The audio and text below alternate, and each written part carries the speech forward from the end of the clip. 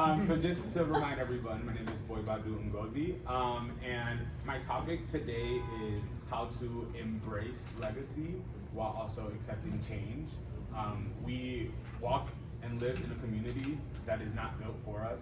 It's not really built by us either. We have created our own community within this subculture, and there's a lot of traditions that already exist. There's a lot of images that already exist, and a lot of those images don't resonate with who we are, whether because we're black, whether because our bodies are differently abled, whether for any amount of reasons.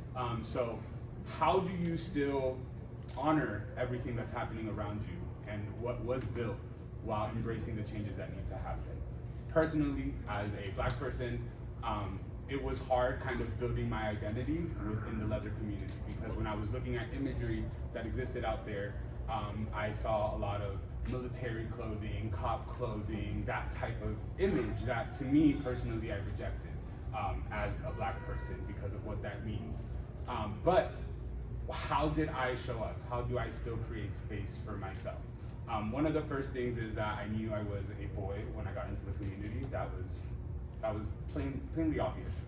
I'm very submissive and I'm very service oriented. But when I wanted to, for example, get a boy cap or a garrison cap that we all know also kind of the history behind that, which is okay and it's right, but I didn't want to create my identity around that. So I found something for myself that I could connect to, which was a kufi. And a kufi in African cultures and African communities is a symbol of enlightenment, a way for you to connect to a higher spirituality, a higher self. And that for me really felt like, once I saw that, I was like, that's my boy cap.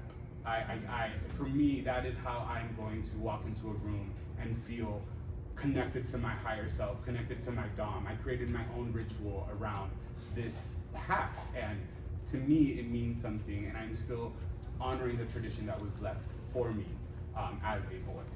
So I guess I would encourage everyone to use leather, and kind of to piggyback on leather being political, use leather as an act of liberation. It's always been an act of liberation since it started. So I didn't want to come into a space and not feel liberated, when that is the whole point of us being here, is to feel authentic and to feel free, to find community that is safe and that can hold us and that we can hold back. So build your image, build the community that you want, and bring that forth when you're out there. I think that's all I got to say.